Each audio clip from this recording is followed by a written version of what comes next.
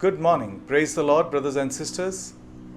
As we reflect on the gospel passage from Luke chapter 9 verses 1 to 6, we are reminded of this certain event that took place in the life of King Alexander the Great.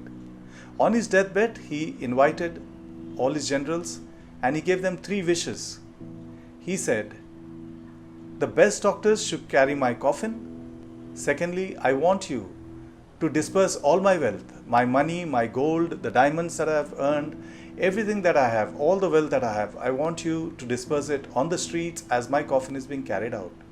And the third wish was that his hands should be let loose, hanging limp outside the coffin.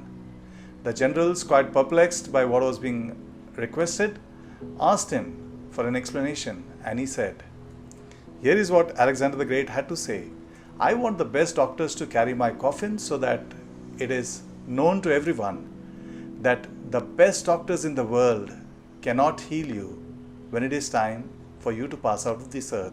Entire road to be covered with all precious diamonds and gold and jewelry so that people would know that whatever you have earned, whatever you possess, has to be all left behind." And the third wish of letting his hands loose, limp out of the coffin, was so that people would understand that we come to this world empty-handed and we go out of it empty-handed. Let us look at the reading from the Gospel of St. Luke, chapter 9, verses 1 to 6. Then Jesus called the 12 together and gave them power and authority over all demons and to cure diseases. And he sent them out to proclaim the kingdom of God and to heal. He said to them, "Take nothing for your journey, no staff, nor bag, nor bread, nor money, not even an extra tunic. Whatever house you enter, stay there and leave from there. Wherever they do not welcome you, as you are leaving that town, shake the dust off your feet as a testimony against them." They departed and went through the villages, bringing the good news and curing disease everywhere.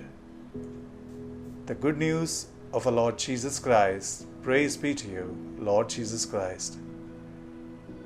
As we reflect on this passage, we realize the similarities between what Alexander the Great did and the instructions that Jesus was giving to his apostles. As Alexander was passing out of this world, Jesus also knew that his time had come and he would have to leave. But before leaving, he wanted to prepare his apostles. He had only 3 years in his ministry to prepare the 12 men he had chosen to go out to proclaim God's word, to cure people, to expel demons. As we see the 9th chapter of Luke, it introduces a shift in the focus. We see from chapters 4 to 8 how the Galilean ministry is being proclaimed by Luke. And we also see in chapter 9 the entire narrative is being turned towards the disciples and towards the journey to Jerusalem. This passage may be seen as the culmination of the entire section from Luke chapter 7 verses 1 to Luke chapter 8 verses 56. In this section, we were shown the nature of Jesus' kingdom mission. The 12 now share in that same mission. These verses may be termed as the mission discourse of Luke. Though Luke has taken much material from the mission discourse of Mark, we see there are variations where Luke has his own personal interpretations to add to Mark's gospel.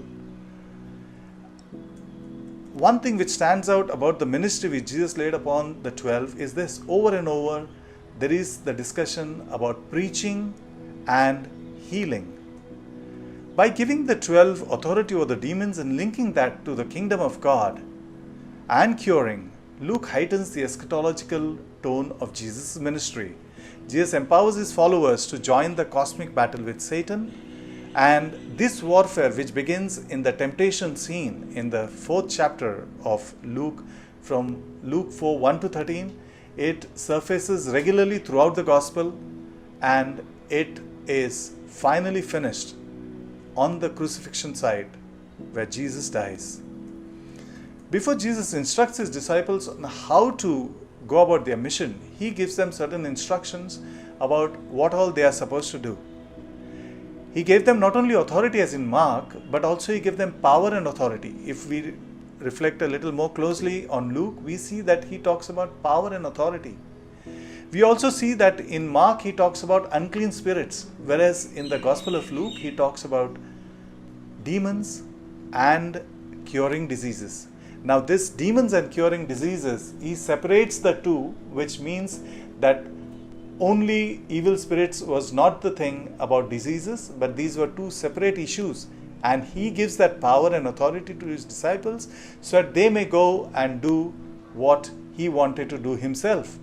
He was already doing that by proclaiming the word, by expelling demons, by healing people, all that he was doing. But he wanted his disciples to go out and to see that his mission was being spread across, that the message was being sent across, that the healings would take place, that people would start increasing their faith in him. In the time of Jesus, there was in effect only one way of spreading a gospel message, and that was through the word of mouth. As in today's world, we have books that we can simply print, but it would have cost a great deal in Jesus' time to produce and to handwrite them. Only in Luke are they also sent to preach the kingdom of God. This indicates that for Luke, mission is inclusive and includes both doing as well as speaking, action as well as words. In verse 3, we see the injunction to take nothing for the journey ensures that we must be dependent on God for our provisions.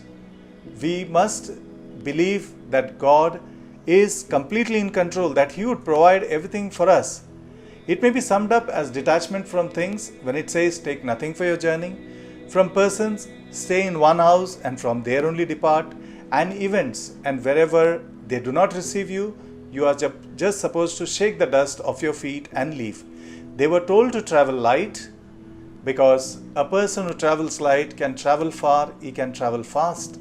The message could be taken across to several towns and several villages. Today's disciples need to be focused solely on God. Only thus will the power of God's grace be free to work through them unrestrictedly. In this way, we will bring good news to a world which has lost its way and will be cured of its diseases everywhere. This text is also very frightening, this one verse where, Jesus says that everything must be provided for you.